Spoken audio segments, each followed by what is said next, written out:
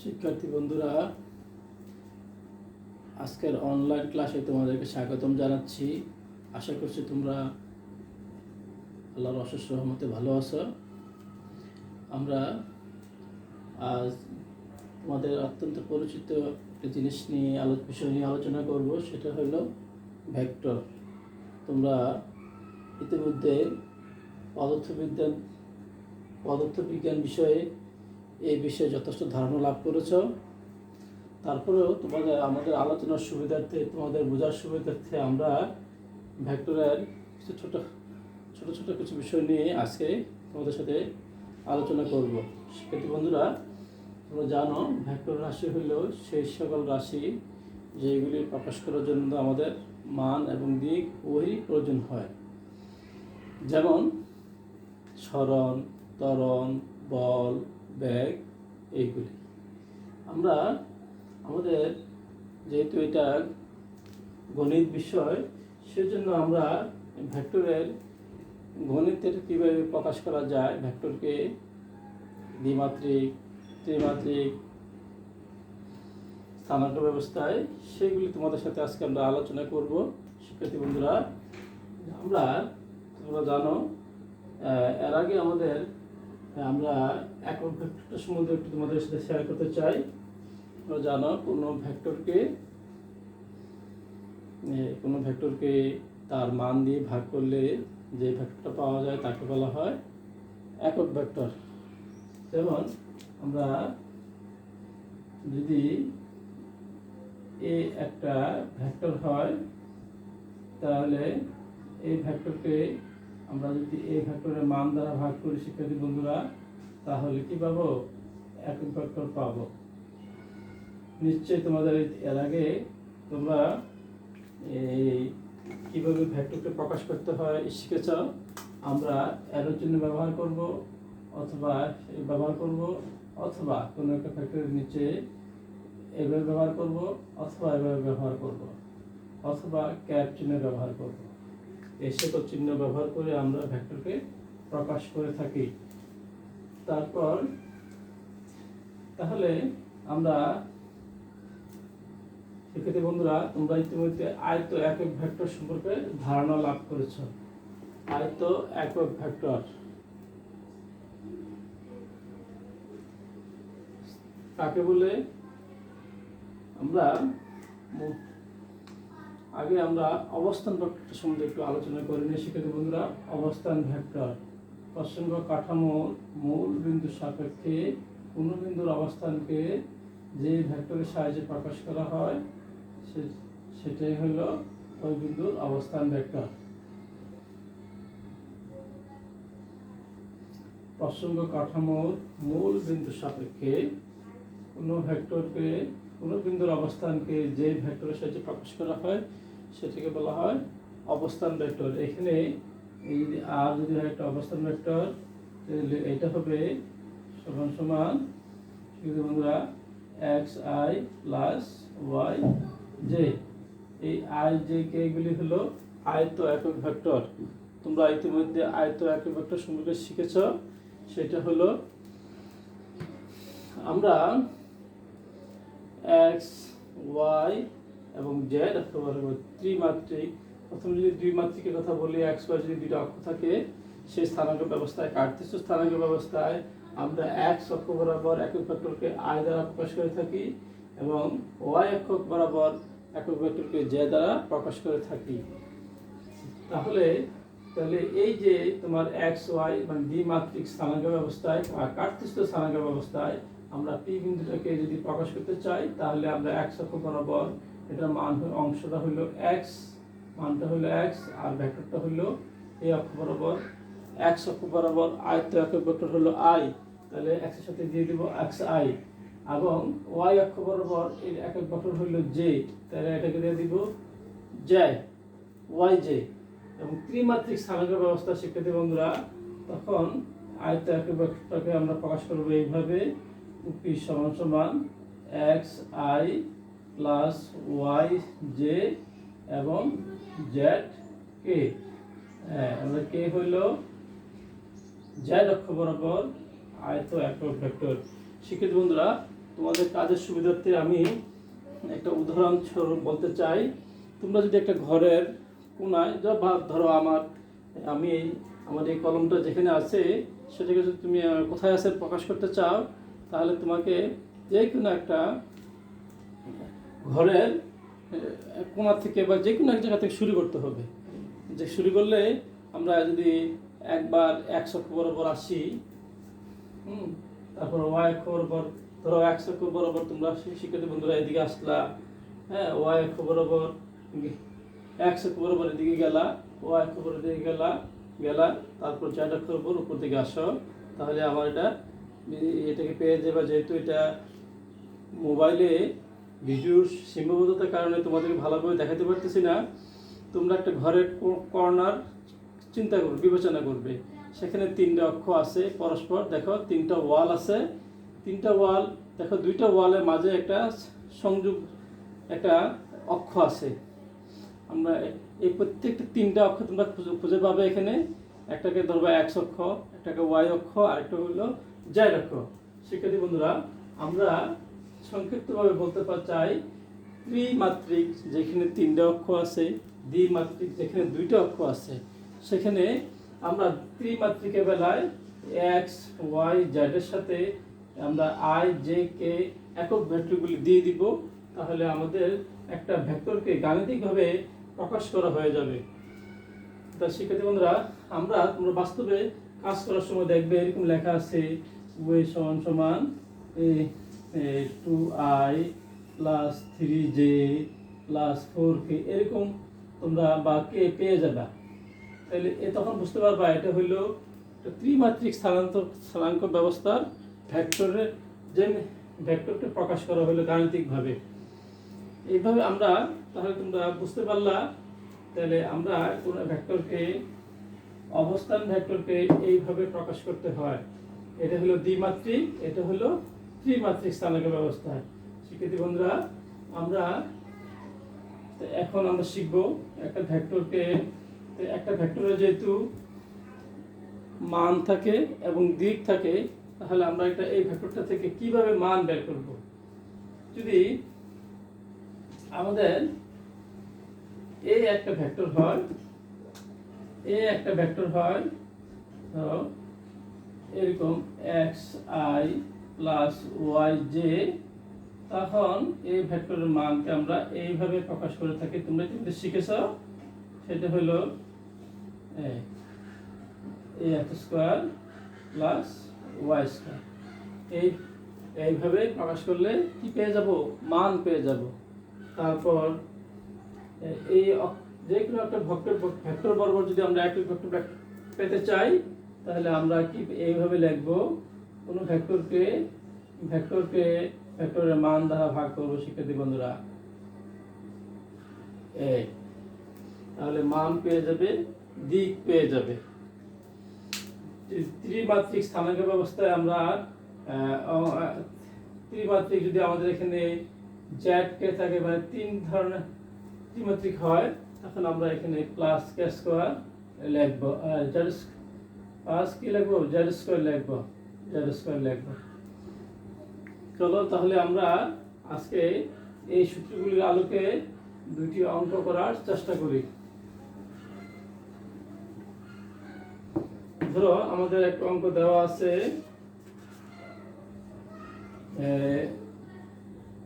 একটা ভেক্টর রাশি, যেমন 2i plus 2j plus 3k একটা ভেক্টর রাশি দেওয়া আছে, আমাদের মান বের করতে হবে। তাহলে আমরা কিভাবে মান বের করব? তাহলে মান বের করার চিহ্নটা হলো অ্যাবসলিউট ভ্যালু অফ এটা, অথবা তুমি ইচ্ছা করলে এটাও লিখতে পারো, এখানে লিখতে পারো, সমান এই সূত্রটা ব্যবহার করব।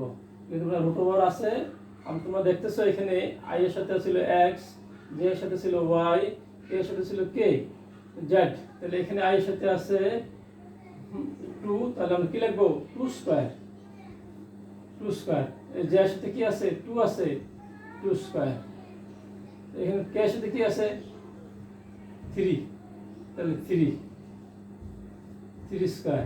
তাহলে কত আসলো? দেখো 4 4 4 9, তার মানে 4 4 8 8 9 17 17। তাহলে বন্ধুরা এত একক। তাহলে আমরা এই ভেক্টর রাশিটার মান পেয়ে গেলাম। যদি আমাদের এই ভেক্টর রাশিটার দিক বের করতে হয় তাহলে আমরা কি করব? দেখো মান আমরা দিয়ে আসলে কত 17, তাহলে 1/17 গুণ এই ভেক্টরটা হলো এটা 2i plus 2j plus 3k। তারপর তোমরা আলাদা আলাদা ভাবে 1/7 দিয়ে গুণ দিলে তোমরা এই ভেক্টর রাশিটার বরাবর একক ভেক্টরটাও পেয়ে যাবে। সেক্ষেত্রে বন্ধুরা আমরা এখন একটা ভেক্টরকে কিভাবে দ্বিমাত্রিক স্থানাঙ্ক ব্যবস্থা প্রকাশ করতে হয়, ত্রিমাত্রিক স্থানাঙ্ক ব্যবস্থা প্রকাশ করতে হয়, একটা ভেক্টরের মান কিভাবে বের করতে হয় শিখলাম। আমরা এখন দুইটা ভেক্টরের যোগ এবং বিয়োগ করা শিখবো। তোমরা ইতিমধ্যে এই ব্যাপারে পদার্থবিজ্ঞানে বইগুলিতে যথেষ্ট বিস্তারিত আলোচনা করা আছে। সেক্ষেত্রে বন্ধুরা একেবারে সহজ এই কাজগুলি। যেমন যদি এই একটা ভেক্টর হয় ধরো 2i plus 2i plus 3j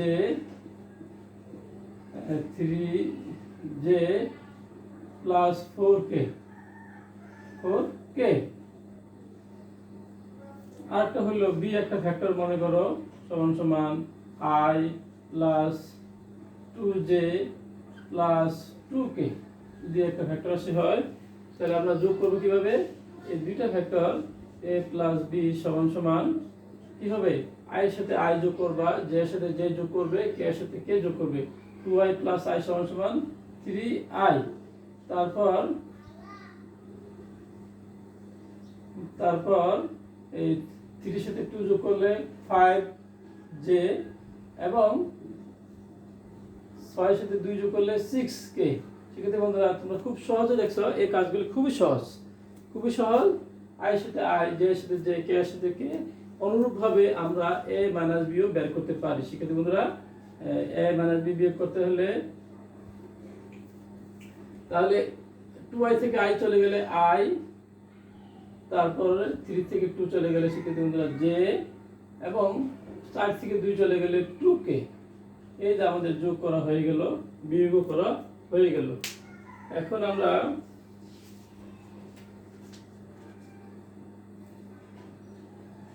সেক্ষেত্রে বন্ধুরা আমাদের কাজের সুবিধার্থে আমরা ভেক্টরের একটি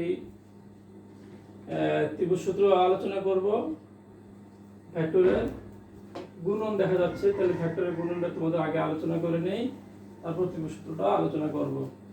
বন্ধুরা ভেক্টরের গুণন দুই প্রকার। ভেক্টর গুণন দুই প্রকার। এক নম্বর হলো স্কেলার গুণন, স্কেলার গুণন।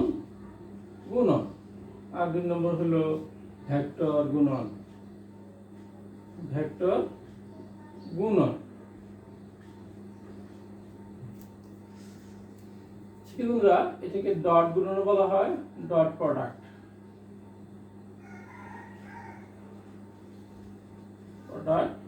এটা হলো cross, CROSS cross product, product.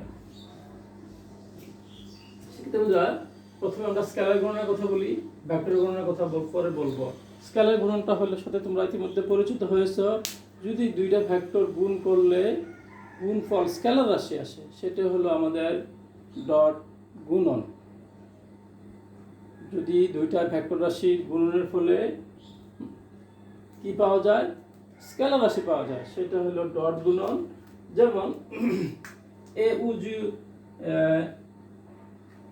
আর দুইটা ভেক্টর রাশি গুণনে যদি ভেক্টর রাশি তৈরি হয় পাওয়া যায়, সেটা হলো ভেক্টর গুণন।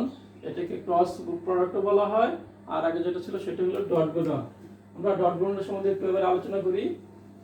ডট গুণন ডট এ উ বি যদি দুইটা ভেক্টর রাশি হয় শিক্ষার্থী বন্ধুরা এটাকে দুইটা স্কেলার গুণনকে আমরা এইভাবে প্রকাশ করে থাকি a dot B.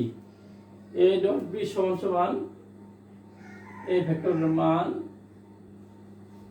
R B ভেক্টরের মান এবং দুইটা ভেক্টরের মধ্যবর্তী যে কোণ হবে সে যদি যে কোণ থাকে কোণ হয় থিটা, এ যদি হয় একটা ভেক্টর রাশি, বি যদি হয় শিক্ষার্থী বন্ধুরা আরেকটা ভেক্টর রাশি, মধ্যবর্তী কোণ যদি হয় থিটা, তাহলে এই তিনটা রাশির গুণফলেই তুমি পেয়ে যাবে ভেক্টর গুণন। ডট গুণন স্কেলার গুণন এ ডট বি সমান সমান A B cos theta. A B cos theta. আমরা এই যদি কোণ না থাকে তাহলে আমরা শুধু আমাদের যেহেতু গাণিতিক প্রয়োগ শিক্ষার্থী বন্ধুরা আমরা শুধু গণিতের যেটা আমরা শুধু ব্যবহার করবো যে সূত্রটা সরাসরি তোমাদেরকে এই সূত্রটাই তোমাদের দেখাই দিতেছি। এ যদি একটা ভেক্টর হয় A X A one I A two J plus A three K যদি একটা ভেক্টর রাশি হয়, আবার যদি বি আর একটা ভেক্টর রাশি হয় B one I B two J plus B three K একটা ভেক্টর আরেকটা ভেক্টর রাশি হয়, তাহলে এ ডট বি সমান সমান A one B one A two B two plus A three B three. এই সূত্রটা প্রয়োগ করলে আমাদের এ ডট বি এর মান বের হয়ে যাবে। আমরা গণিতে কাজ করার সময় A one A two A three B one B two B three এর জায়গায় ধ্রুবক রাশি পাবো, তার মানে 1 2 3 পাবো। তাহলে আমরা শুধু এই মানগুলি কি করবো বসাবো, বসিয়ে দিলে আমাদের এটা হয়ে যাবে। কিভাবে প্রতিষ্ঠা হলো সে সম্পর্কে তোমরা পদার্থবিজ্ঞানে ভালোভাবে জানবে। তারপরও আমাদের কাজের সুবিধার্থে আমরা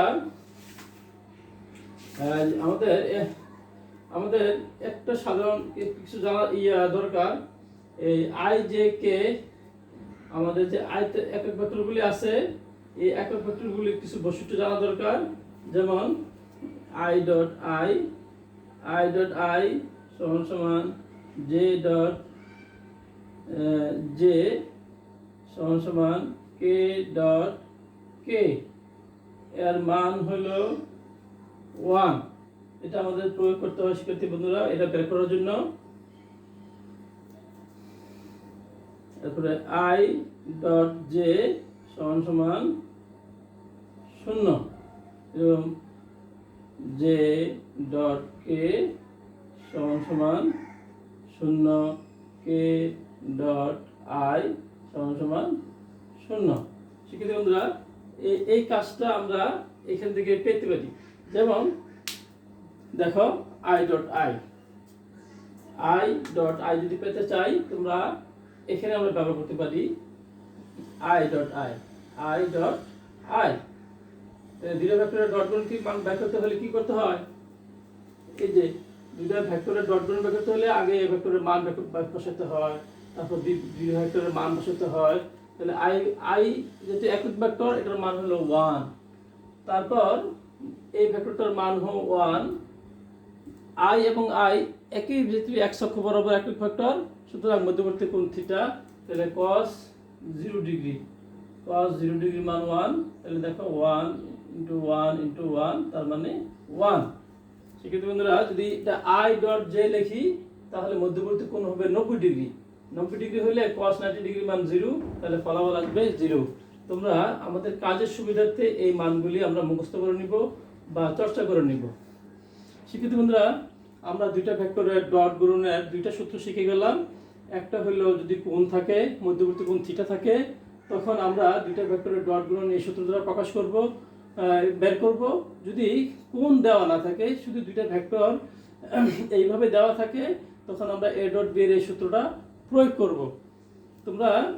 তোমাদের বইয়ে অনেকগুলি অঙ্ক আছে এ এবং বি দিয়ে দেখো অনেকগুলি ভেক্টর আছে, তোমাদের এ ডট বি বের করার কথা বলা আছে। আমরা চলো একটা উদাহরণ সহকারে একটা অঙ্ক করে নেই।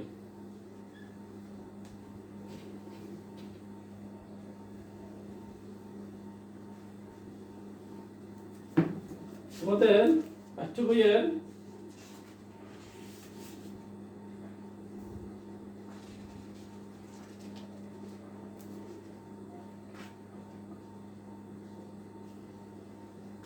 বন্ধুরা আমরা এ ডট বি বের করতে চাই। যে কোনো দুটো ভেক্টর লিখে নেই। তো এই ভেক্টর সমান সমান 4i plus 5j minus 3k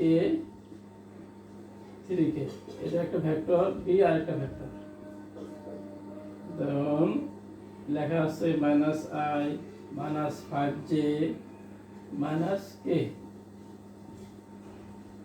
হ্যাঁ, তাহলে আমাদের কোন নাই, তাহলে আমাদের এ ডট বি যদি আমরা বের করতে চাই, এ ডট বি, তাহলে সূত্রটা কি ছিল মনে আছে? এই দেখো সূত্রটা লেখা ছিল a1 b1 a2 b2 a3 b3। তাহলে আমরা লিখে নিই সূত্রটা আগে, a1 b1 a2 b2 plus a3 b3। তারপরে বাদ বসাও 4 ইন্টু মাইনাস 1, এটার সাথে কি আছে? মাইনাস 1 আছে, এখানে আছে প্লাস 5 ইন্টু এটার সাথে আছে মাইনাস 5 প্লাস মাইনাস 3 গুণ মাইনাস 1। ঠিক আছে, বাবা বুঝতে পারছো আশা করতেছি। তারপর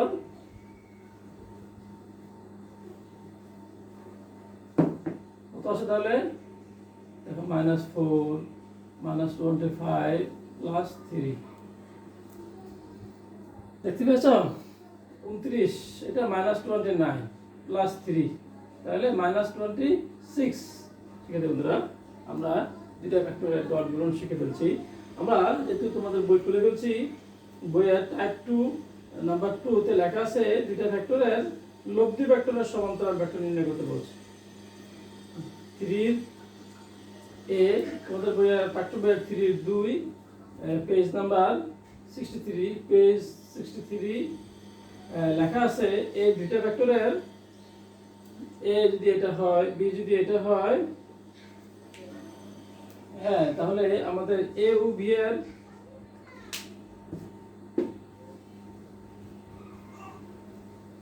আমাদের এই দুইটা ভেক্টরের শিক্ষার্থী বন্ধুরা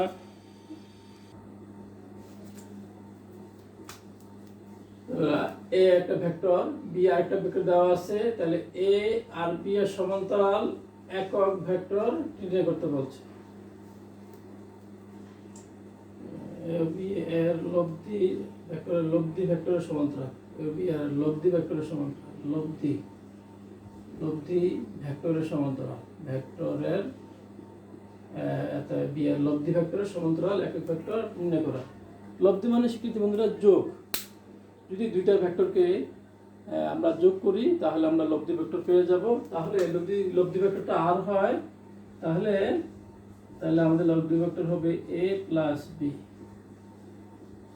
তাহলে তোমরা এই প্রথম থেকে প্রথম ভেক্টরটা লিখে নিবা, যেমন 4i plus 5j minus 3k যোগ plus minus i minus 5j minus k। এই তাহলে কত আসবে দেখো, 4i যদি বিপরীত চিহ্ন তাহলে বিয়োগ হবে, তাহলে 3i আসবে, 3i 5 এটাও বিপরীত চিহ্ন, তাহলে এতে কিছু আসতেছে না শিক্ষার্থী বন্ধুরা, এটা 0। তারপরে এটা একই জাতীয় চিহ্ন, মাইনাস 4k। তার মানে 3i মাইনাস 4k। আমরা ইতিমধ্যে লব্ধি ভেক্টর পেয়ে গেলাম, সমান্তরাল একক ভেক্টর বের করব। সমান্তরাল একক ভেক্টর হলে আমাদের ওই ভেক্টরটাকে, এই লব্ধি ভেক্টরটাকে লব্ধি ভেক্টরের মান দ্বারা ভাগ করতে হবে। তাহলে আমরা আগে ভেক্টরটার মান বের করে নেই, মান বের করার জন্য একটু আগে আমরা যে সূত্রটা লিখেছিলাম সেই সূত্রটা আমরা প্রয়োগ করব। আই এর সাথে যেটা আছে সেটার বর্গ প্লাস কে এর সাথে যেটা আছে সেটার বর্গ সমান সমান 9 plus 16 25 25 root of 5 equal to 5। তাহলে আমরা যদি একক ভেক্টরটা বের করতে চাই সমান্তরাল একক ভেক্টর, তাহলে ওই ভেক্টরটাকে ভেক্টরের মান দ্বারা ভাগ করে নিব। মান হলো 1/5 আর ভেক্টর আছে হলো 3i - 4k। সুবিধা বন্ধুরা, আশা করতেছি তোমরা আজকে এই সমান্তরাল একক ভেক্টরকে নির্ণয় করা শিখে ফেললা। ভেক্টরের যোগ করা শিখেছ, ভেক্টরের বিয়োগ করা শিখেছ, ভেক্টরের গুণের ভিতরে শুধু ভেক্টর গুণন ডট গুণন সম্বন্ধে তোমাদের ধারণা দিয়ে দিতে চেষ্টা করেছি। ভেক্টরের দুইটা গুণ কিভাবে বের করতে হয় সেটাও করে দেখাইছি, এবং সর্বশেষ দুইটা ভেক্টরের সমান্তরাল একক ভেক্টর কিভাবে বের করতে হয় সেটাও তোমাদেরকে করে দেখালাম। তোমরা তোমাদের বই দেখে আরো দুই একটু অঙ্ক করার চেষ্টা করবে। আজকের আলোচনা শিক্ষার্থী বন্ধুরা এই পর্যন্তই। আল্লাহ হাফেজ।